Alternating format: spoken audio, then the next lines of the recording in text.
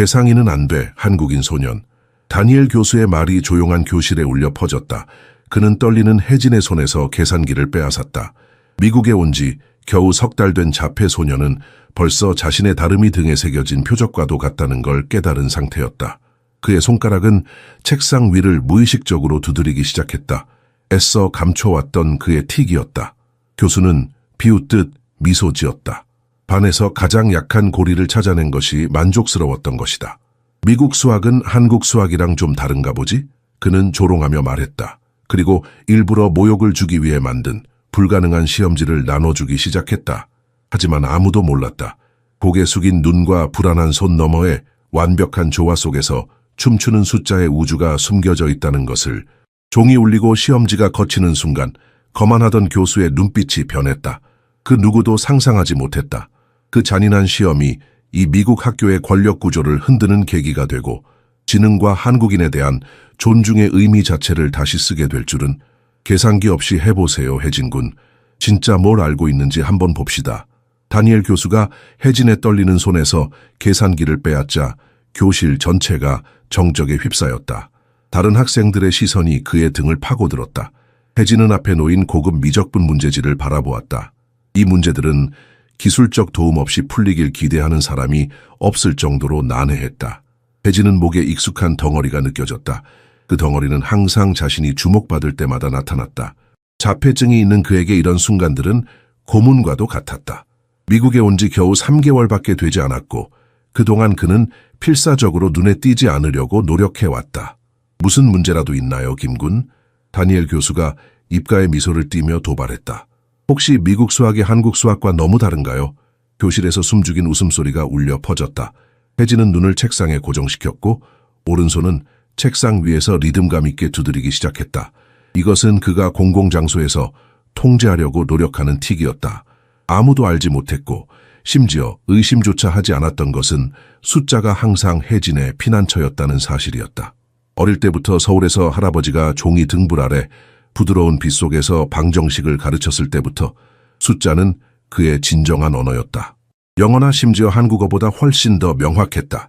다른 학생들이 계산기에 열심히 입력하는 동안 혜진은 쓰기 시작했다. 그의 손은 방법론적 정확성으로 움직였고 겉으로 보이는 연약함과 모순되는 용이함으로 복잡한 해결책을 그려냈다. 다니엘 교수는 멀리서 지켜보았다. 그는 소심한 외국인 학생에게 겸손의 교훈을 가르치려 한다고 확신했다. 그가 몰랐던 것은 굴욕을 주기 위해 계획된 이 시험이 그 학교 누구도 잊지 못할 이야기의 첫 장에 불과하다는 사실이었다. 교실의 시계는 무심하게 초를 세어갔다. 다른 학생들이 계산기를 두드리며 좌절감을 느끼는 동안 혜진의 연필은 종이 위를 춤추듯 움직였다. 각 방정식은 그에게 친숙한 멜로디였고 그 해결책은 이미 그의 마음속에서 형성되고 있었다. 5분 남았습니다. 다니엘 교수가 선언했다. 그는 혜진 쪽으로 걸어왔고 그의 답안지를 흘끗 보았다. 교수의 눈이 약간 커졌지만 그는 아무 말도 하지 않았다. 혜진은 손이 떨리는 것을 느꼈다. 그의 손가락은 계속해서 정답을 적었지만 그의 마음은 이미 서울의 작은 아파트로 할아버지의 따뜻한 미소와 그가 무엇을 가르쳤는지를 기억하고 있었다. 수학은 단순한 계산이 아니야, 혜진아. 그것은 영혼의 언어란다. 미국인들은 기계에 의존하지. 하지만 우리 한국인들은 숫자의 영혼을 이해하지. 마지막 벨이 울리고 다니엘 교수가 그의 답안지를 집어들었을 때 혜진은 그의 얼굴에 스쳐 지나가는 놀라움을 보았다. 그러나 그는 아무 말도 하지 않았고 교실에서 조용히 빠져나갔다. 혜진이 복도로 걸어나갈 때 그는 이번 만남이 끝이 아니라는 것을 본능적으로 알았다. 이것은 단지 시작에 불과했다. 교실을 나서는 혜진의 발걸음은 무거웠다. 그가 공책을 가방에 넣는 순간 그의 머릿속은 이미 5년 전 서울의 기억 속으로 빠져들고 있었다. 작은 아파트의 거실, 낮은 책상 위로 기울어진 할아버지의 모습이 선명했다. 김지호 교수는 서울대학교의 존경받는 수학자였다. 그는 혜진을 위해 특별한 세계를 만들었다. 말이 아닌 숫자로 가득 찬 세계. 수학은 암기가 아니란다, 혜진아. 그것은 음악이고 시야. 할아버지는 테이블에 흩어진 쌀알로 피보나치 수열을 그리며 말했다. 미국인들은 기계에 의존하지. 하지만 우리 한국인은 숫자의 영혼을 이해한단다. 버스 정류장으로 향하는 길에 혜진은 자신이 처음 다르다고 불렸던 날을 떠올렸다. 9살 때였다. 의사들이 자폐증이라는 단어를 사용하기 시작했다. 그의 어머니는 울었다. 아버지는 침묵했다. 하지만 할아버지는 그날 밤 혜진의 방으로 와서 담요 아래 작은 손전등을 켰다. 넌 특별하단다. 할아버지는 손전등 빛으로 천장의 그림자를 만들며 속삭였다. 내 마음은 다른 방식으로 세상을 본단다. 그리고 그건 결점이 아니라 선물이야. 의사들은 혜진이 소통에 어려움을 겪을 것이라고 했다. 적응하는데 어려움을 겪을 것이라고 했다. 하지만 그들은 그의 뇌가 수학적 패턴을 비범한 명확성으로 처리한다는 것을 예견하지 못했다. 할아버지는 즉시 그 재능을 알아보았다. 눈 맞춤을 거의 하지 않는 조용한 소년을 다른 교사들이 포기했을 때 지호는 특별히 그를 위해 맞춤화된 교육 방법을 개발했다. 색깔, 질감, 리듬을 사용하여 복잡한 정리를 혜진이 단순히 이해하는 것이 아니라 느낄 수 있는 것으로 변형시켰다. 한국에서는 지식의 깊이를 중요시한단다. 지호는 설명했다. 어떻게만 아는 것으로는 충분하지 않아. 진정한 수학자는 왜를 이해한단다. 버스에 올라타면서 혜진은 미소를 지었다. 일반 학교 수업 후 매일 오후마다 할아버지와 함께하는 수업 시간은 일반 교과 과정을 훨씬 넘어섰다. 10살의 미적분학, 12살의 수론, 13살이 되기 전에 선형대수학. 혜진의 손가락이 자동적으로 가방 안에 푸른 가죽 노트를 찾았다. 아버지가 미국으로의 정은을 수락했을 때 혜진은 방정식으로 가득 찬 공책들을 보물처럼 포장했다. 할아버지의 마지막 선물은 이 작은 푸른 가죽 노트였다. 숫자만이 내 유일한 친구가 될 때를 위한 거란다. 눈물을 머금은 차에 지호가 말했다. 항상 기억하렴. 내 마음은 장애가 아니야. 그것은 몇 안 되는 사람들만이 이해하는 선물이란다. 혜진이 집 앞에 도착했을 때 그는 잠시 멈춰서서 깊은 숨을 들이마셨다. 오늘 교실에서 있었던 일은 고통스러웠다. 하지만 그의 할아버지가 가르쳐준 것은 그보다 더 강했다. 수학은 단순한 숫자가 아니었다. 그것은 세상을 이해하는 방식이었다. 그리고 혜진은 이제 그의 세계를 이해하기 위해 그 언어가 필요했다. 가방에서 푸른 노트를 꺼내 손가락으로 표지를 쓰다듬으며 그는 결심했다. 숫자들은 그를 지켜줄 것이다. 그들은 항상 그랬다. 그리고 언젠가는 그 숫자들이 그의 이야기를 세상에 들려줄 것이다. 아침 햇살이 해리슨 고등학교의 회색 복도를 비추었다. 혜진은 미리 계산된 시간에 도착했다. 7시 35분, 대부분의 학생들이 도착하기 15분 전, 선생님들이 아직 교무실에서 커피를 마시는 시간. 이것은 그가 3개월 동안 완벽하게 다듬어온 시간표의 일부였다. 투명해지는 것은 과학이었다. 아니, 더 정확히는 수학이었다. 혜진은 학교 생활의 모든 측면을 수학적 정밀함으로 계산했다. 사람들의 행동 패턴을 관찰하고 안전한 거리를 계산하며 상호작용을 최소화하기 위해 자신의 움직임 시간을 정확히 맞추었다. 복도를 걸으면서 그는 오늘의 수학 수업을 생각했다. 어제의 사건 이후 그는 더 조심해야 했다. 지금까지 그는 의도적으로 몇 가지 질문에 틀린 답을 제출해왔다. 지난 계산기 시험에서 그는 83%를 받았다. 주목받기에는 충분히 높지 않고 호기심을 불러일으키기에는 충분히 부정확한 점수였다. 정말 당신의 잠재력을 보여주고 있는 건가요, 김군? 정기평가 중에 학교 상담사가 물었었다. 혜진은 눈을 들어올리지 않고 그저 고개만 끄덕였다. 그는 사물함에서 책을 꺼내면서 주변을 살폈다. 첫 번째 수업까지 아직 25분이 남아 있었다. 그는 수학 교실로 향했다. 비어있는 교실은 그에게 안식처였다. 그곳에서 그는 잠시 동안 가면을 벗을 수 있었다. 책상에 앉아 혜진은 어제 다니엘 교수가 그의 답안지를 보았을 때의 표정을 떠올렸다. 놀람, 의심, 그리고 무언가 불안함? 이것은 그의 계획된 투명성을 위협했다. 다음 시험에서는 더 많은 실수를 해야 할까? 그 생각은 그의 가슴을 아프게 했다. 미국에서의 생활은 한국에서의 생활과 완전히 달랐다. 서울에서는 그의 수학적 재능이 존중받았다. 그곳에서는 적어도 수학 클럽이 있었고 그의 할아버지가 있었다. 미국에서는 그는 그런 것조차 허용하지 않았다. 첫 번째 벨이 울리고 복도에서 학생들의 소음이 커지기 시작했다. 혜진은 깊게 숨을 들이마시고 자신의 미국 학생 가면을 다시 썼다. 조용하고 예의 바르며 무엇보다도 평범한. 그는 책상 위에 공책을 펼치고 고개를 숙였다. 에단 매튜스와 그의 친구들이 시끄럽게 교실에 들어왔다. 혜진은 그들의 존재를 무시하려고 노력했다. 그들은 그를 거의 알아차리지 못했다. 거의. 야, 새로운 아시아 꼬마야. 에단이 소리쳤다. 내 이름이 뭐더라, 해리 호모? 혜진은 대답하지 않았다. 침묵은 종종 최선의 방어였다. 어제 그 계산기 없이 시험 푸는 걸 봤어. 제이크가 끼어들었다. 그냥 운이 좋았던 거지, 그렇지? 다니엘 교수가 교실에 들어오면서 대화는 중단되었다. 그러나 혜진은 그들의 시선이 그의 등을 따라 움직이는 것을 느낄 수 있었다. 불편한 호기심이 담긴 시선. 수업 중에 다니엘 교수는 혜진을 평소보다 더 자주 쳐다보았다. 그는 이것이 어제의 시험 때문이라는 것을 알았다. 그의 완벽함은 의심을 불러일으켰다. 다음번에는 더 조심해야 한다. 더 많은 실수를 해야 한다. 그날 밤 혜진은 모두가 잠든 후에야 푸른 노트를 꺼냈다. 이것은 그의 진정한 자아를 위한 시간이었다. 낮에는 숨겨야 했던 수학자. 그는 복잡한 미분 방정식을 풀면서 그의 펜에서 흘러나오는 기호들 속에서 평화를 찾았다. 그는 마지막 방정식을 풀고 노트를 조심스럽게 매트리스 아래에 숨기면서 자신이 얼마나 오래 수학을 숨길 수 있을지 궁금해했다. 한국에서는 그의 자폐증이 그를 다르게 만들었다. 미국에서는 한국인이고 자폐가 있고 천재라는 것이 위험할 정도로 눈에 띄는 조합이었다. 잠들기 전 그는 내일을 위한 계획을 세웠다. 더 조용히, 더 평범하게, 더 투명하게. 하지만 그의 꿈속에서 그는 여전히 숫자들과 함께 춤을 추었다. 다음 날 아침, 혜진은 평소보다 더 조심스럽게 학교에 도착했다. 어젯밤의 결심이 그의 마음을 단단하게 했다. 더 많은 실수를 해야 한다. 더 평범해 보여야 한다. 그러나 운명은 때로 가장 조심스러운 계획조차 무너뜨린다. 수학 교실에 들어서자 칠판에 쓰여진 방정식이 그의 시선을 사로잡았다. 그것은 아름다웠다. 미분 방정식의 우아한 표현, 변수들의 섬세한 춤, 그리고 그 순간 혜진의 눈이 원치 않게 빛났다. 누가 이 방정식의 오류를 찾을 수 있을까요? 다니엘 교수가 자신만만한 미소를 지으며 물었다. 고등학교 수준을 넘어서는 내용이지만 누군가 뭔가 알아챌 수 있는지 보고 싶네요. 혜진은 즉시 오류를 발견했다.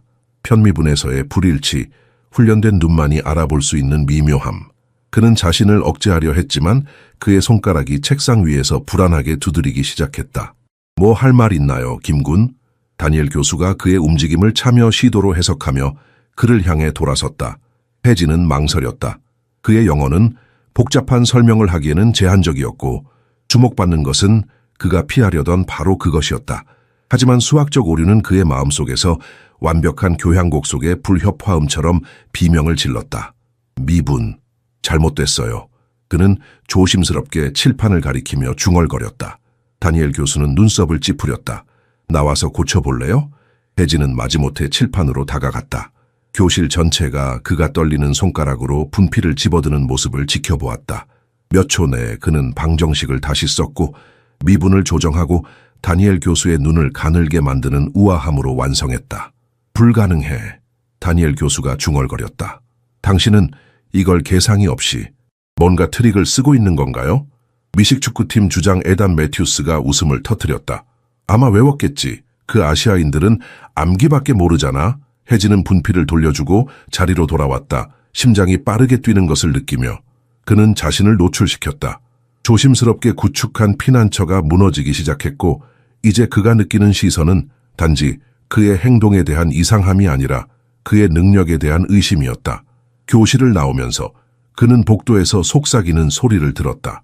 그냥 계산기를 몰래 가지고 있었을 거야. 제이크가 말했다. 아니야. 내 말 들어봐. 에단이 대답했다. 이건 그보다 더해. 내 사촌은 MIT에 있는데 이런 얘기를 들었어. 아시아인들은 수학기계처럼 훈련받는데 로봇처럼. 알지? 혜진은 그들이 보지 못하는 곳에서 멈춰 서서 숨을 깊이 들이마셨다. 그의 손이 떨렸고 그의 가슴은 조여들었다. 이것은 그가 피하려고 했던 정확히 그것이었다. 레이블, 가정, 호기심의 대상이 되는 것. 점심시간에 그는 평소 자리가 아닌 도서관으로 피신했다. 수학 책장 사이에 숨어 그는 할아버지가 보내준 마지막 편지를 펼쳤다. 진정한 수학자는 숫자를 보는 것이 아니라 숫자가 말하는 진실을 듣는 법을 안다. 편지에 적혀 있었다. 너의 특별함을 숨기지 마라, 혜진아. 그것은 숨겨야 할 부끄러움이 아닌 빛나게 해야 할 선물이다. 혜진의 눈에 눈물이 맺혔다. 그는 지금 할아버지가 그를 보면 무슨 생각을 할지 궁금했다.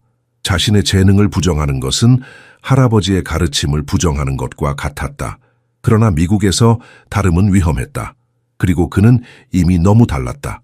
마지막 수업이 끝난 후 다니엘 교수가 그를 불러 세웠다. 내일 김군, 그가 말했다. 특별한 시험이 있을 겁니다. 당신의 특별한 능력을 좀 더 자세히 볼 수 있는 기회죠. 혜진은 그 말이 무엇을 의미하는지 정확히 알았다. 그의 위장은 무너졌다. 내일 그는 진정한 시험에 직면할 것이다. 그리고 그것은 단지 수학만이 아닐 것이다. 금요일 아침 혜진은 평소보다 일찍 일어났다. 밤새 거의 잠을 이루지 못했다. 다니엘 교수의 말, 특별한 시험, 이 그의 머릿속에서 메아리 쳤다. 창밖으로 보이는 새벽 하늘은 먹구름으로 뒤덮여 있었다. 적절한 징조처럼 느껴졌다. 어머니 선자는 부엌에서 김치찌개를 준비하고 있었다. 그녀는 아들이 어깨를 축 늘어뜨린 채 들어오는 것을 보았다. 무세운 일이니 혜진아, 그녀가 물었다. 아무것도 아니에요, 엄마. 그는 거짓말했다. 어머니를 걱정시키고 싶지 않았다. 그녀는 이미 그들의 새로운 미국 생활에 적응하느라 충분히 힘들었다. 오늘 특별한 시험이 있어 그는 마침내 인정했다. 선생님이, 내가 계산기 없이 시험을 치르길 원해요. 선자의 눈이 커졌다. 왜? 다른 학생들은? 다른 학생들은 계산기를 사용할 거예요. 선자는 들고 있던 숟가락을 내려놓았다. 이건 불공평해. 교장 선생님께 말씀드려야겠어. 안 돼요, 엄마. 혜진이 서둘러 말했다. 더 큰 문제가 될 거예요. 제가 할 수 있어요. 아침 내내 혜진은 다가오는 시험에 대한 불안감으로 위가 뒤틀렸다. 마지막 수업 직전 그는 화장실에 들어가 깊게 숨을 들이마셨다. 거울 속 자신의 모습은 창백하고 긴장해 보였다. 할 수 있어. 그는 자신에게 속삭였다. 할아버지가 가르쳐주신 모든 것을 기억해. 수학 교실에 들어서자 긴장된 침묵이 그를 맞이했다. 다니엘 교수는 서류 더미를 들고 교탁에 서 있었고 그의 눈에는 결의의 찬 빛이 빛났다. 오늘은 고급 미적분학의 특별 평가를 하겠습니다. 그가 발표했다. 계산기를 사용할 수 있습니다. 김군을 제외하고. 그 자연적 재능을 직접 보고 싶군요. 혜진의 가슴이 철렁 내려앉았다. 명백한 함정이었다. 기술적 도움 없이는 불가능한 시험. 그는 문제들을 훑어보았다. 복잡한 적분, 극한, 풀이의 급수, 대학 수준의 내용이었다. 다른 학생들이 계산기에 입력하기 시작하는 동안 혜진은 잠시 눈을 감았다. 그는 옆에 있는 할아버지를 상상했고 그가 만트라처럼 반복하던 말을 떠올렸다. 숫자는 말을 해, 혜진아. 너는 단지 듣기만 하면 돼. 그는 방법론적으로 작업을 시작했다. 페이지를 넘기며 숫자들은 자연스럽게 흘러나왔다.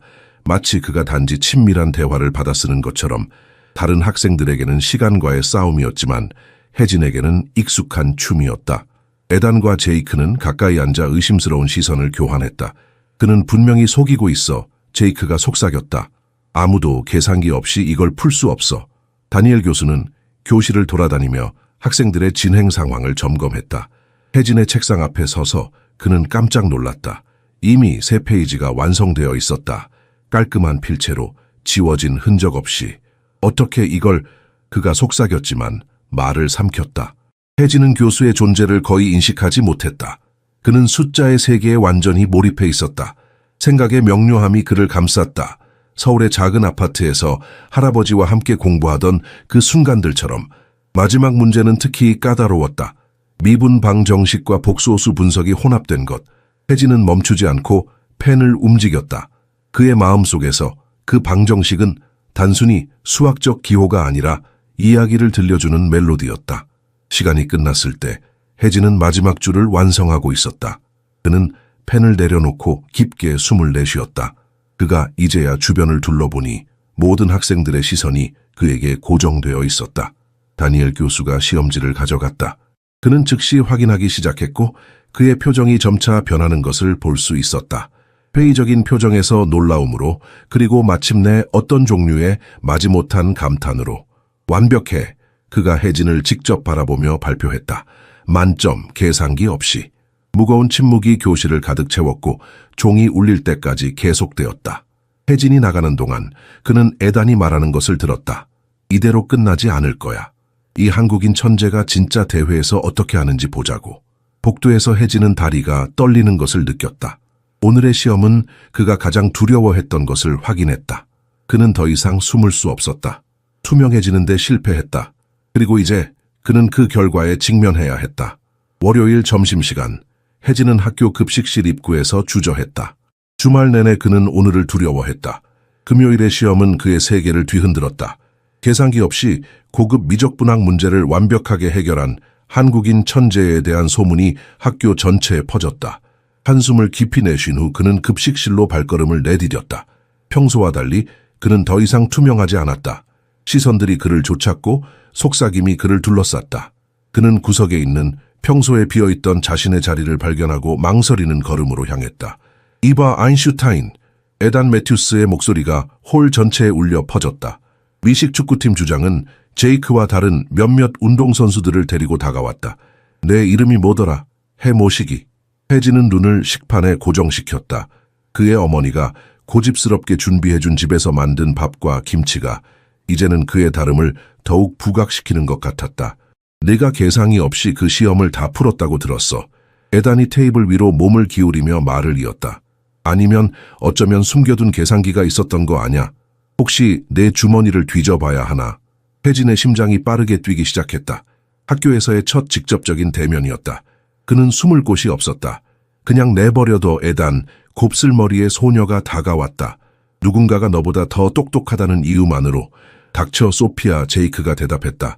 아무도 내 의견 묻지 않았어. 에단은 혜진이 식판 옆에 놓아둔 파란색 노트를 집어들었다. 여기 뭐가 있지? 내 트릭책? 혜진은 갑자기 일어서서 주스를 엎질렀다. 제발 돌려주세요. 그의 목소리가 평소보다 크게 나와 더 많은 주목을 끌었다. 데이가 그렇게 천재라면 에단이 혜진의 손이 닿지 않는 곳에 노트를 들고 말했다. 과학박람회 수학대회에서 내 실력을 보여줘봐. 그 트릭을 실제 대회에서 보고 싶어. 그때 베넷 문학선생님이 다가왔다. 여기 무슨 문제라도 있나요? 에단은 억지 미소를 지으며 노트를 돌려주었다. 우리 한국인 친구를 대회에 초대하고 있었을 뿐이에요. 그렇지, 제이크? 제이크가 고개를 끄덕였다. 우린 이미 그를 등록했어. 그의 모든 특별한 재능을 보는 게 정말 멋질 거야. 그들이 멀어지자 혜진은 노트를 가슴에 꼭 안았다. 소피아가 잠시 남았다. 그들이 너를 겁주게 하지 마. 원하지 않으면 참가하지 않아도 돼. 혜진은 말없이 고개를 끄덕였지만 내면에서는 무언가가 변했다는 것을 알았다. 투명성은 더 이상 선택사항이 아니었다. 수업이 끝난 후 혜진은 학교 게시판 앞에 멈춰 섰다. 거기에 글씨로 적힌 해리슨 고등학교 연례 과학 및 논리 박람회 고급 수학 대회 포스터가 있었다. 그리고 참가자 명단 맨 위에 그의 이름 김혜진. 그의 손이 떨렸다. 이것은 그가 피하려 했던 정확히 그것이었다. 무대 위에 올려져 모든 사람들의 시선 앞에 노출되는 것. 자폐증이 있는 그에게는 악몽과도 같은 시나리오였다. 복도 아래에서 에단과 제이크가 웃으며 그를 바라보고 있었다. 그들의 미소에는 승리감이 담겨 있었다. 혜진은 깊게 숨을 들이마셨다. 서울에서 그의 할아버지는 그에게 수학은 단순한 숫자 이상이라고 가르쳤다. 그것은 질서의 언어였고 혼돈 속에서 패턴을 찾는 방법이었다. 지금 그는 자신의 혼란스러운 감정들 속에서 명확성을 찾기 위해 그 가르침이 필요했다. 소피아가 그의 옆에 조용히 나타났다. 네가 정말 이 대회에 나간다면 그녀가 말했다. 나도 참가할게. 적어도 한 명의 친구는 있을 거야. 혜진은 놀라서 그녀를 바라보았다. 친구. 그 단어는 낯설었다. 하지만 어쩌면 그것이 투명해지는 것보다 더 나을지도 모른다. 해리슨 고등학교의 메인 게시판 앞에서 혜진은 매일 아침 자신의 이름을 응시했다. 김혜진, 고급 수학대회. 그 글자들은 마치 그를 조롱하는 것 같았다. 일주일이 지났지만 그 등록을 취소할 용기를 내지 못했다. 오늘도 그 앞에 서 있네요, 김군. 베넷 선생님의 부드러운 목소리가 그의 생각을 깨뜨렸다. 제 사무실에서 잠깐 이야기할 수 있을까요? 베넷 선생님의 사무실은 학교의 다른 공간과는 달랐다. 벽면을 따라 꽂힌 책들, 창가의 작은 식물들, 그리고 은은한 재즈 음악이 긴장을 풀어주었다. 다니엘 교수님이 내 놀라운 실력에 대해 얘기해 주셨어. 그녀가 말했다. 왜 그런 재능을 숨기는 거니? 혜진은 자신의 손을 바라보았다. 그의 손가락이 무릎 위에서 리듬감 있게 두드리기 시작했다. 다르다는 것은 어려워요. 이미 저는 외국인이에요. 이미 저는 자폐인이에요. 그 단어는 힘겹게 나왔다. 더 이상의 레이블을 원하지 않아요. 이해해. 그녀가 부드럽게 대답했다. 하지만 어쩌면 다른 각도에서 보고 있는 건지도 모르겠네. 한국에서는 네 수학적 재능을 어떻게 바라봤니? 할아버지는 그것이 한국 전통의 일부라고 하셨어요. 깊은 지식에 대한 존중. 처음으로 혜진은 눈을 들어 올렸다. 여기서는 단지 속도만 중요한 것 같아요. 계산기, 이해 없는 답변들. 베넷 선생님이 미소 지었다. 우리 모두가 그렇지는 않아. 일부는 여전히 진정한 사고를 소중히 여기지. 그녀는 그에게 이메일 하나를 보여주었다. 대학에서 대회를 위해 심사위원을 보낼 예정이야. 장학금이 제공될 거야. 내 참여는 문을 열 수 있을 거야, 혜진. 그는 고개를 저었다. 하지만 공개적일 거예요. 모든 사람들이 보고 있을 거예요. 저는 할 수 없어요. 적응을 요청할 수 있어. 그녀가 제안했다. 더 적은 관중, 더 많은 시간 네가 필요한 것을. 대화가 끝나고 복도로 나오면서 혜진은 여전히 혼란스러웠다. 이런 종류의 관심은 그가 미국에 와서 필사적으로 피하려 했던 바로 그것이었다. 학교 도서관에서 그는 소피아를 발견했다. 그녀는 테일러 급수에 관한 책을 펼쳐놓고 있었다. 연습하고 있어? 혜진이 조용히 물었다. 그녀가 고개를 들었다. 하지만 이건 너무 어려워. 이걸 어떻게 이해하는지 모르겠어. 혜진은 잠시 망설였다. 그런 다음 그는 옆에 앉아 파란색 노트를 열었다. 내가 도와줄까? 소피아의 눈이 커졌다. 정말 그것 참 친절하네. 다음 1시간 동안 혜진은 할아버지가 그에게 가르쳐준 방식으로 테일러 급수를 설명했다. 색깔과 패턴을 이용해 추상적인 개념을 시각적으로 표현했다. 와, 소피아가 감탄했다. 이렇게 하면 훨씬 이해가 쉬워. 왜 학교에서는 이런 식으로 가르치지 않는 거지? 한국식 방법이야. 그가 설명했다. 우리는 단순한 기술이 아닌 깊은 이해를 중요시해. 그들이 공부하는 동안 혜진은 자신이 누군가와 지식을 공유하는 것이 얼마나 자연스럽게 느껴지는지 깨달았다. 소피아는 할아버지 이후 그의 사고방식에 진정으로 관심을 보인 첫 번째 사람이었다. 도서관을 나오면서 혜진의 전화기가 울렸다. 메시지는 그의 어머니로부터 왔다. 사진과 함께 서울에 있는 그의 할아버지가 현지 신문을 들고 있었다. 헤드라인은 국제수학 올림피아드에서 우승한 한국 학생들에 관한 것이었다. 메시지는 단순했다. 그는 항상 네가 그들 중 하나가 될 것이라고 알고 있었단다. 혜진은 화면을 오랫동안 응시했다. 그의 마음속에서 두 세계가 충돌하고 있었다. 미국에서의 안전한 투명성에 대한 갈망과 한국의 깊은 학문적 전통을 존중하는 것 사이에서 소피아가 그의 표정을 보았다. 무세운 결정을 내렸니? 아직 아니야, 혜진이 대답했다. 하지만 처음으로 그는 대회에 참가하는 자신의 모습을 상상해 보았다. 대회까지 이제 열흘이 남았다. 혜진은 여전히 등록 취소 요청서를 제출하지 않았다. 그의 마음속 깊은 곳에서 무언가가 변하고 있었다. 오후 수업이 끝난 후 혜진은 평소처럼 빈 수학 교실로 향했다. 그러나 이번에는 누군가가 이미 그곳에 있었다. 안녕? 소피아가 인사했다. 여기서 너를 찾을 줄 알았어. 혜진은 놀랐다. 그의 일상적인 패턴을 누군가가 알아차린 것은 처음이었다. 왜 여기 있는 거야? 소피아는 테일러 급수 공부를 도와주어서 고마워. 나도 대회 준비를 하고 있어. 그녀가 미소를 지었다. 그리고 솔직히 나는 너의 도움이 더 필요해. 혜진은 망설였다. 그는 여전히 대회에 대해 확신이 없었다. 하지만 소피아의 진정한 관심에는 무언가 마음을 끄는 것이 있었다. 그들은 함께 공부하기 시작했다. 혜진은 할아버지가 자신에게 가르쳐준 방식을 소피아에게 보여주었다. 계산기 대신 그는 그녀에게 숫자의 패턴을 보는 법을 가르쳤다. 이건 단순한 암기가 아니야. 그가 설명했다. 패턴을 보는 거야. 숫자가 말하는 이야기를 듣는 거지. 소피아는 눈을 크게 뜨고 지켜보았다. 네가 설명하는 방식은 마치 수학이 살아있는 것 같아. 우리 선생님들은 그저 공식을 외우라고만 해. 한국에서는 숫자를 이해하는 것이 영적인 일이야, 혜진이 말했다. 평소보다 더 열정적으로. 할아버지는 수학을 가르치실 때 항상 역사와 철학 이야기도 함께 하셨어. 대화가 이어지면서 혜진은 자신이 점점 더 편안해지는 것을 느꼈다. 소피아의 질문들은 진정한 호기심에서 비롯된 것이었고 그의 다름에 대한 판단이 없었다. 넌 대회에 참가할 거야. 소피아가 마침내 물었다. 혜진은 잠시 침묵했다. 에단과 제이크가 규칙을 바꿨어. 나만 계산기를 사용하지 못하게 했어. 그리고 난이도를 높였어. 소피아의 눈썹이 치켜 올라갔다. 어떻게 알았어? 그들이 조직위원과 이야기하는 것을 들었어. 일반 문제는 나에게 너무 쉬울 거라고 말했어. 대학 수준의 문제를 제안했지. 그건 불공평해, 신고해야 해. 혜진은 고개를 저었다. 아니, 그러면 내가 문제가 있다는 것만 증명하게 될 거야. 어울리지 않는다는 것만. 소피아가 조심스럽게 혜진의 손을 만졌다. 그는 약간 움찔했지만 물러서지는 않았다. 어울리지 않는 것이 바로 너를 특별하게 만드는 것일 수도 있다는 생각은 해봤어. 혜진은 그 말을 곱씹어 보았다. 자신의 다름을 부끄러워하는 대신 그것을 강점으로 생각해 본 적이 있었을까? 다음 날 혜진은 도서관에서 베넷 선생님을 찾아갔다. 대회를 도전해보고 싶어요. 그가 말했다. 계상이 없이. 베넷 선생님의 얼굴에 미소가 번졌다. 정말 기쁘구나, 혜진. 그럼 특별한 조정이 필요한 게 있을까? 혜진은 잠시 생각했다. 저는 대회 전에 경기장을 볼 수 있을까요? 미리 공간에 익숙해지고 싶어요. 물론이지. 다른 건? 혜진은 고개를 저었다. 아니요, 공정하게 하고 싶어요. 자폐증이나 언어 때문에 특별 대우는 필요 없어요. 숫자는 제 모국어니까요. 복도를 걸어 나가면서 혜진은 자신의 결정에 약간의 평화로움을 느꼈다. 대회는 여전히 두려웠지만 이제 그것은 단지 두려움만이 아니었다.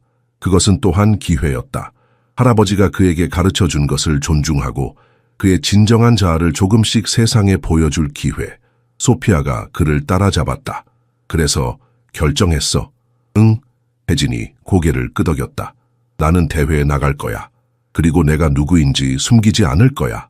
대회 일주일 전 해리슨 고등학교는 혜진에게 지뢰밭으로 변했다.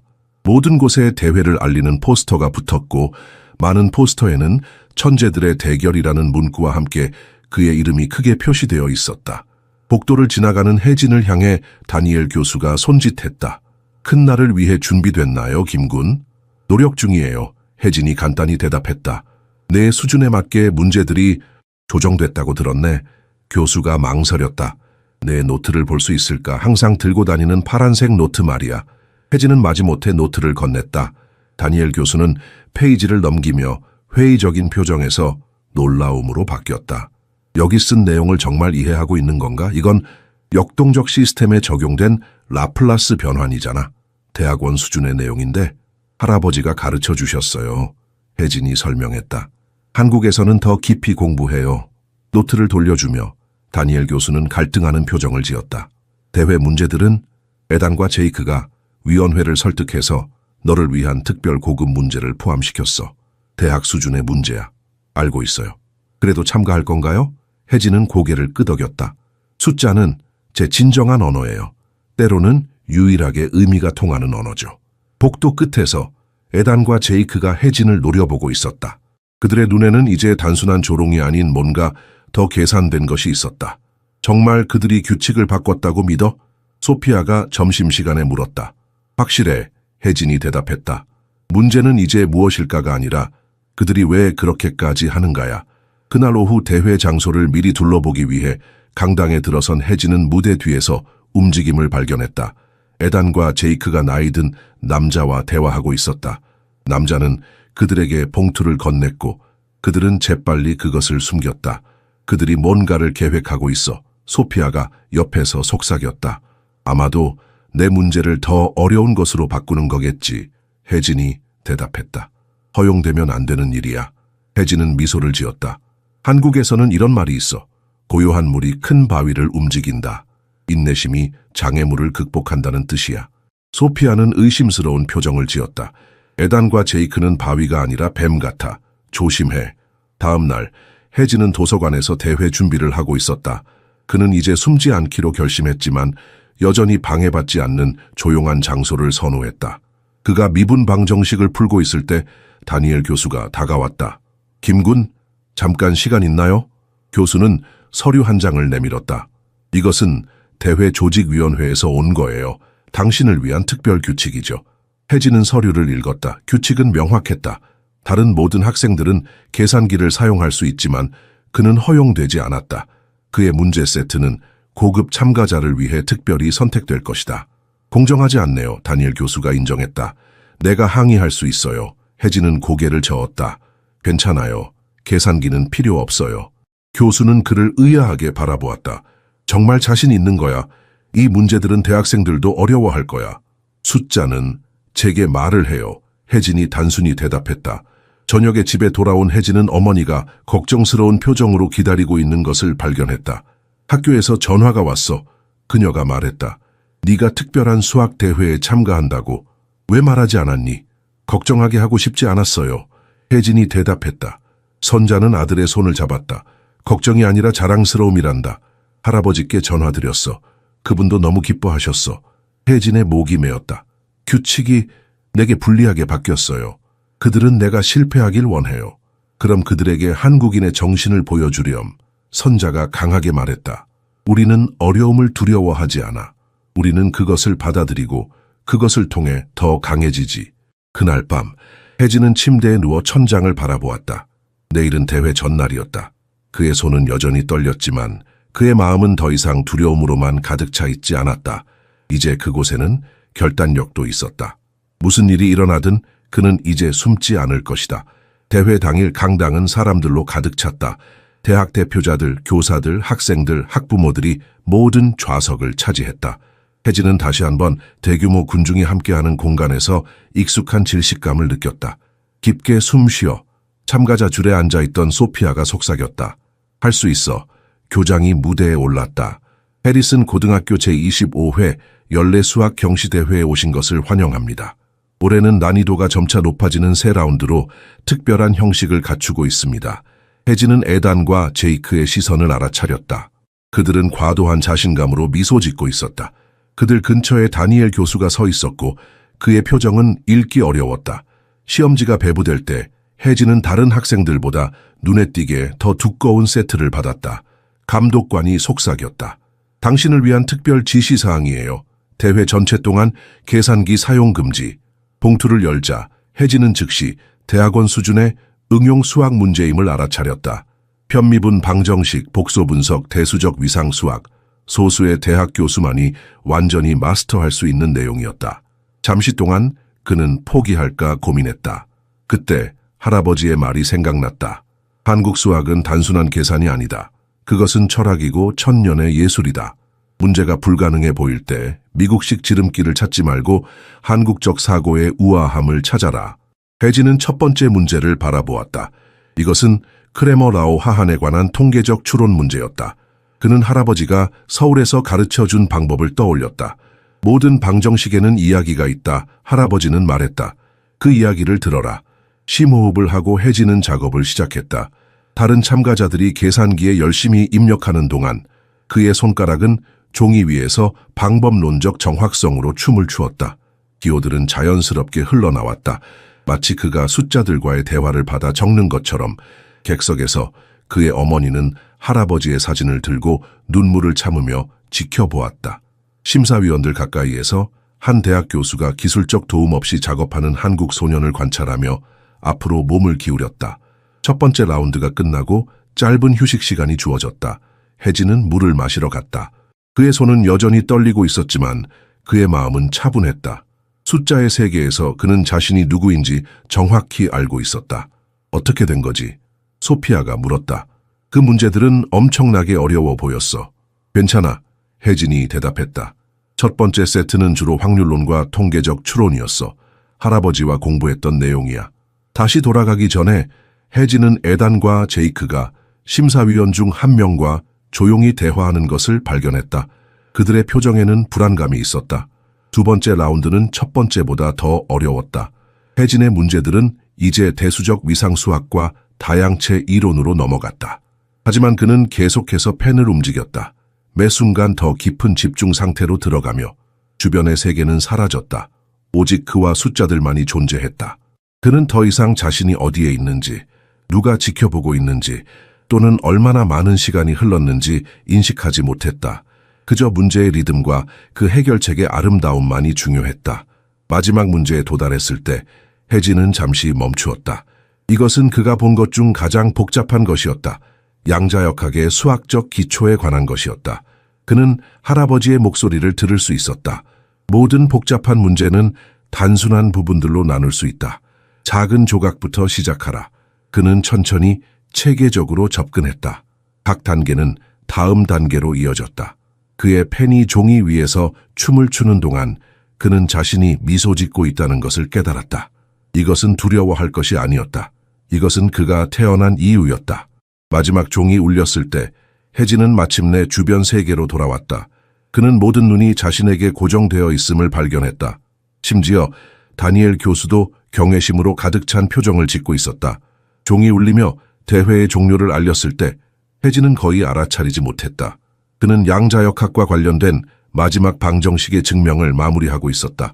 할아버지와 재미로 공부했던 내용이었다. 시간 종료, 교장이 발표했다. 시험지를 제출해 주세요. 감독관들이 시험지를 수거했다. 그동안 에단과 제이크는 자신만만한 눈빛을 교환했다. 이제 교장이 계속했다. 심사위원들이 첫 번째와 두 번째 라운드의 답안을 평가하는 동안 20분간 휴식 시간을 갖겠습니다. 소피아가 복대서 혜진을 찾았다. 어땠어? 그 문제들은 불가능해 보였어. 흥미로웠어. 그가 대답했다. 몇몇은 할아버지와 이미 본 것들이었어. 그 순간 그들은 심사위원실에서 소동이 일어나는 것을 알아차렸다. 혜진을 관찰했던 대학 교수가 열정적으로 몸짓하며 교장과 다른 평가자들에게 시험지를 보여주고 있었다. 뭔가 일어나고 있어. 소피아가 속삭였다. 모두가 강당으로 돌아왔을 때 분위기가 바뀌어 있었다. 교장은 다시 무대에 오르면서 동요된 것처럼 보였다. 특이한 상황이 발생했습니다. 그가 발표했다. 김혜진 참가자에게 지정된 특별 문제들이 적절한 승인 없이 바뀌었습니다. 고급 고등학교 수준의 문제 대신 그는 이론 수학 대학원 수준의 문제를 받았습니다. 청중 사이에서 웅성거림이 퍼졌다. 교장은 계속했다. 더 놀라운 것은 우리 대학 전문가들에 따르면 모든 답변이 정확하다는 것입니다. 호프만 교수, 대학 심사위원이 마이크를 잡았다. 30년간 수학대회를 평가해왔지만 이와 같은 것은 본 적이 없습니다. 이 문제들은 제 대부분의 박사과정 학생들의 능력을 넘어서는 것이며 고등학생이 계상이 없이 다른 학생들이 훨씬 더 간단한 문제를 풀었던 것과 같은 시간 내에 해결했습니다. 혜진은 주목받는 것이 불편해 눈을 내리깔고 있었다. 그동안 교장은 에단과 제이크를 무대로 불렀다. 여러분이 의도적으로 문제를 바꾼 증거가 있습니다. 이는 규칙의 심각한 위반입니다. 에단은 창백해졌다. 그냥 장난이었어요. 아무도 그가 정말로 조용히 교장이 중단시켰다. 위원회가 나중에 적절한 제재를 결정할 것입니다. 혜진은 자리에 조용히 앉아 있었지만 그의 마음은 소용돌이쳤다.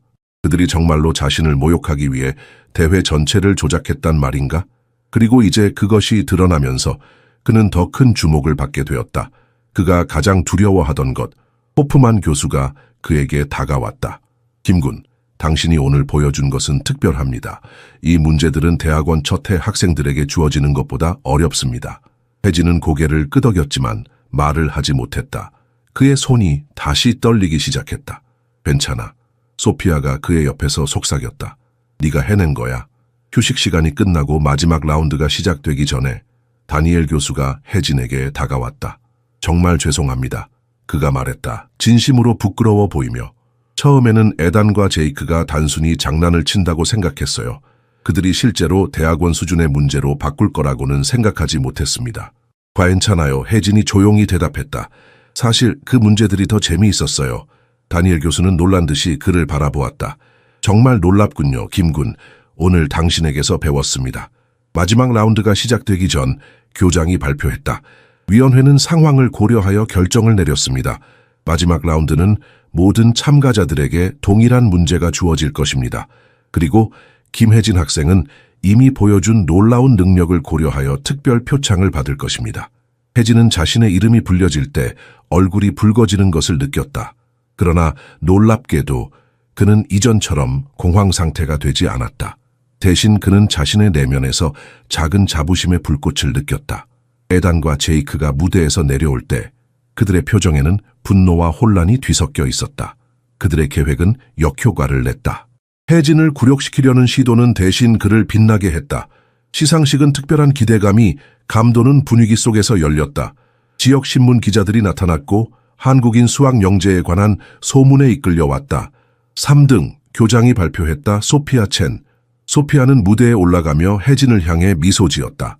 그녀의 인정은 단순한 상을 넘어서 있었다. 혜진이 자신의 실력을 숨기지 않도록 격려한 것은 그녀였다. 2등 마이클 로드리게스. 마침내 교장은 극적인 휴지를 취했다.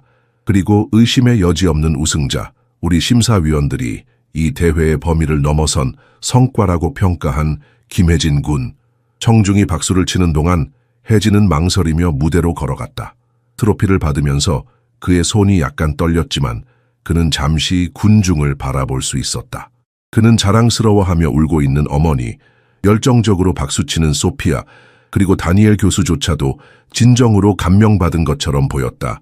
호프만 교수가 봉투를 들고 다가왔다. 프린스턴 대학은 김혜진 군에게 수학 프로그램 전액 장학금과 원한다면 조기 입학을 제공하게 되어 기쁩니다. 오늘 그의 작업은 세대에 한 번 나타나는 재능을 보여주었습니다. 마이크가 혜진 앞으로 내밀어졌고 그는 공황 상태로 소피아를 바라보았다. 그녀는 격려하는 몸짓을 했다. 저는 혜진은 깊게 숨을 들이마셨다. 치료사가 가르쳐준 기법을 기억하며 제게 수학이 단순한 기술이 아니라 철학이라고 가르쳐주신 할아버지께 감사드리고 싶습니다. 한국 수학은 천년의 깊은 사고 전통입니다. 그의 목소리는 점차 힘을 얻었다. 한국에서는 단순히 빠른 답변이 아닌 완전한 이해를 중요시합니다. 숫자 너머를 보는 인내, 패턴의 아름다움을 보는 능력을 중요시합니다. 그의 목소리가 떨리기 시작했지만 그는 계속했다. 오늘 저는 계산기가 필요하지 않았습니다. 왜냐하면 저는 단순히 계산하는 것이 아니라 생각하는 법을 배웠기 때문입니다. 아마도 이것이 우리 모두를 위한 교훈일 것입니다. 호프만 교수가 열정적으로 고개를 끄덕였다. 서양 교육이 종종 간과하는 관점입니다. 아마도 우리는 동양의 수학적 전통에서 배울 점이 많을 것입니다. 무대를 내려오며 혜진은 서울을 떠난 이후 처음으로 느껴보는 감정을 경험했다. 소속감. 시상식이 끝난 후 로비에서 사람들이 혜진 주변에 모여들었다. 갑작스러운 관심은 여전히 그를 불안하게 했지만 이전과는 달리 그는 공황 상태에 빠지지 않았다. 저는 당신의 접근 방식에 정말 감명받았습니다. 한 대학 교수가 말했다. 계상이 없이 그런 식으로 문제를 해결하는 것을 본 적이 없어요. 혜진은 목이 메었다. 제 할아버지의 방식입니다. 그는 숫자가 이야기를 한다고 믿으셨어요. 어머니가 그에게 다가와 꽉 안았다. 할아버지께서 전화하셨어. 너무 자랑스러워하셔. 놀랍게도 다니엘 교수도 축하하러 왔다. 진심으로 사과드립니다, 김군. 처음에 저는 당신을 의심했고 아시아 학생들에 대한 고정관념을 가지고 있었습니다. 오늘 당신은 그 반대를 증명했습니다. 집으로 가는 차 안에서 혜진은 창밖을 바라보며 생각에 잠겼다. 그의 마음은 서울의 할아버지에게로 향했다. 오늘 그는 단순히 수학대회에서 이긴 것이 아니었다. 그는 자신의 정체성을 되찾은 것이었다. 무슨 생각을 하고 있니? 어머니가 물었다. 할아버지가 항상 말씀하셨던 것을 생각하고 있어요. 혜진이 대답했다. 문제가 가장 어려울 때 그것은 단지 문제가 아니라 기회이다. 제 자폐증과 한국인 정체성은 제가 숨기려 했던 것들이었어요. 하지만 오늘 그것들이 제 강점이 되었습니다. 어머니는 눈물을 닦았다. 네 할아버지가 맞았어. 넌 특별한 아이야, 혜진아. 그리고 오늘 다른 사람들도 그것을 보게 되었단다. 혜진은 파란색 노트북을 꺼내 새 페이지를 열었다. 그는 깔끔한 글씨체로 적었다. 오늘 나는 숨는 것을 멈추고 빛나기 시작했다. 대회 이후 몇 주 동안 혜진의 삶은 완전히 변화했다. 지역신문은 그의 비범한 수학적 능력과 그것을 키운 한국 학문 전통을 강조하는 기사를 실었다. 그의 존재를 거의 알아차리지 못했던 교사들은 이제 대안적인 교육 방법에 대해 그에게 자문을 구했다. 가장 놀라운 것은 그의 사회생활의 변화였다. 혜진을 주요 멘토로 하는 고급 수학 클럽이 학교에 형성되었다. 처음에는 마지못해 수락했지만 나중에는 즐기게 된 위치였다. 네가 설명하는 방식은 정말로 이해가 잘 돼. 대회에서 2등을 차지한 마이클이 말했다. 미국 선생님들은 그저 계산기 버튼 누르는 법만 가르치셔.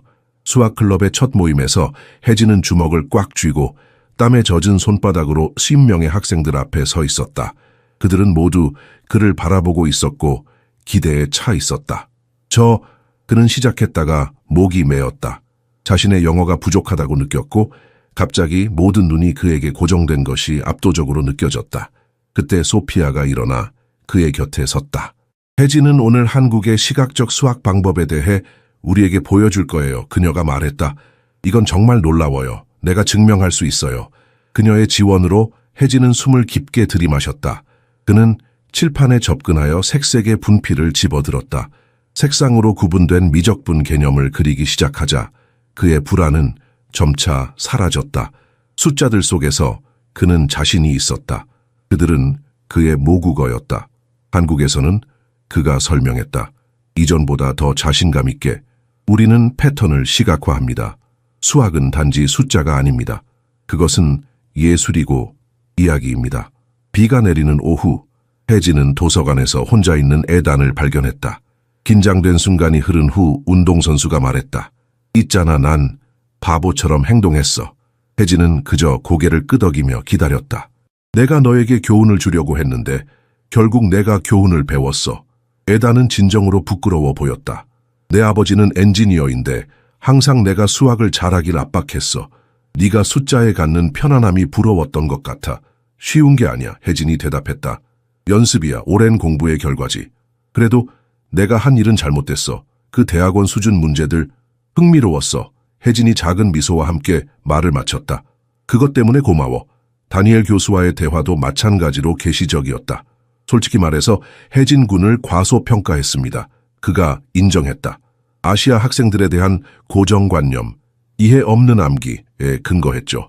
당신은 반대를 증명했습니다. 한국 교육 시스템에서는 혜진이 설명했다. 깊은 지식을 중요시합니다. 암기는 단지 첫 단계일 뿐 결코 목표가 아닙니다. 교수는 동의했다. 제 교육 방법을 제고하고 있습니다. 우리는 기술에 너무 의존하여 수학적 기초와의 연결을 잃었습니다. 집에서 혜진은 더 말하고 더 미소 지었다. 그의 어머니는 변화를 알아차렸다. 할아버지께서 오늘 전화하셨어. 인터넷에서 내 기사를 보셨대. 그렇게 자랑스러워 하시는 목소리는 처음 들었단다. 그날 밤 혜진은 파란색 노트에 적었다. 숫자는 항상 내 피난처였지만 이제는 세상과의 다리이기도 하다. 혜진이 처음으로 교내 상담 세션에 참여했을 때 그는 상담색에 말했다. 제 자폐증은 제가 다르게 생각하게 만들어요. 하지만 이제는 그것이 약점이 아니라 강점이라는 것을 알아요. 상담사는 미소를 지었다. 그것을 깨닫는데 얼마나 걸렸나요? 혜진은 잠시 생각했다. 저를 숨기는데 3개월이 걸렸고 저를 발견하는 데는 하루가 걸렸습니다. 포린스턴의 봄, 벚꽃이 피어 혜진에게 서울의 정원을 떠올리게 했다. 대회 이후 6개월이 지났고 오늘은 수학과의 특별 방문 학생으로서 그의 첫날이었다. 긴장됐니? 어머니가 그의 넥타이를 정리하며 물었다. 조금. 그가 인정했다. 작은 미소를 지으며. 호프만 교수가 캠퍼스에서 그들을 맞이했다. 환영합니다, 혜진. 우리는 큰 기대를 갖고 있습니다. 역사적인 복도를 걸으면서 혜진은 메인홀에서 화상회의가 준비되고 있는 것을 발견했다. 당신을 위한 깜짝 선물입니다. 호프만이 설명했다. 화면에 서울대학교의 수학자들로 구성된 팀과 함께 있는 할아버지의 친숙한 얼굴, 김지호 교수가 나타났다. 혜진아, 할아버지가 눈을 반짝이며 외쳤다. 온 한국이 해외에서 우리의 영재에 대해 이야기하고 있단다. 호프만이 설명했다. 당신의 작업에 영감을 받아 프린스턴과 서울 사이에 협력을 시작했습니다. 동양과 서양의 수학적 방법의 교차점을 연구하기 위한 교환 프로그램이죠. 그리고 내 손자, 지호가 계속했다. 이 두 수학적 세계 사이에 우리의 첫 번째 공식 다리가 될 거란다. 그날 오후 혜진은 대학생들을 위한 첫 번째 강의를 진행했다. 미분 방정식의 기하학적 시각화에 관한 워크숍으로 한국적 직관과 미국적 엄격함을 결합한 것이었다. 칠판에 쓸 때 그의 손은 여전히 약간 떨렸지만 그의 목소리는 확고했다. 참가자들 사이에서 그는 친숙한 얼굴들을 알아보았다. 이 특별한 행사를 위해 여행한 소피아, 열심히 메모를 하고 있는 다니엘 교수, 그리고 놀랍게도 뒤에 조용히 앉아있는 에단. 한국 수학에서 혜진이 점점 더 자신감을 갖고 설명했다. 우리는 직관과 형식주의 사이의 조화를 추구합니다. 깊은 이해와 기술적 효율성 사이에서 선택하지 않고 둘 다 통합합니다. 강의 후 한 젊은 교수가 다가왔다. 당신의 방법은 제가 공식 조작이 아닌 패턴의 아름다움 때문에 수학자가 되었다는 것을 상기시켜 주었습니다. 그 알림에 감사드립니다. 나중에 어머니와 함께 벚꽃 사이를 걸으면서 혜진은 자신의 여정에 대해 생각했다. 알아요, 엄마. 우리가 여기 왔을 때 저는 제가 누구인지 숨기려고 했어요. 한국인, 자폐인, 수학자. 이제 저는 이러한 차이점들이 제가 독특한 방식으로 기여할 수 있게 해준다는 것을 깨달았어요. 그의 어머니가 미소 지었다. 할아버지는 항상 한국이 도전 때문이 아니라 도전 덕분에 번영했다고 말씀하셨지. 우리는 제한을 혁신으로 바꾸었단다. 지평선 너머로 캠퍼스 위에 해가 지고 있었다. 해지는 이제 거의 완전히 채워진 파란색 노트를 열었다. 이곳에는 방정식, 다이어그램 그리고 점점 더 많은 개인적인 성찰이 담겨 있었다. 마지막 페이지에 그는 한국어로 썼다. 숫자는 보편적이지만 그것을 이해하는 방식은 문화적으로 풍부하고 다양하다. 내 마음은 세상을 다르게 처리한다. 자폐인으로서, 한국인으로서, 수학자로서. 그리고 그 안에는 제한이 아닌 겉보기에 멀리 떨어진 세계 사이에 다리를 놓을 수 있는 선물이 있다. 노트를 닫으며 해지는 전에 없던 명확함으로 미래를 바라보았다. 계산기와 지름길에 집착하는 세상에서 그의 여정은 깊은 사고, 학문적 우수성에 대한 한국 전통, 그리고 자신의 독특한 본성을 완전히 받아들이는 것에 변화시키는 힘을 증명했다. 어머니가 그의 어깨에 손을 얹었다. 이제 어떻게 느껴지니? 마치 내가 마침내 집에 온 것 같아요. 혜진이 대답했다. 그리고 동시에 이것은 단지 시작일 뿐이에요. 하늘의 첫 번째 별이 나타나자 그는 우주 자체가 무한한 숫자로 가득 찬 방정식이라고 상상했다. 그리고 처음으로 그는 그 패턴을 해독하도록 정확히 설계된 마음을 가졌다는 것을 두려워하지 않았다.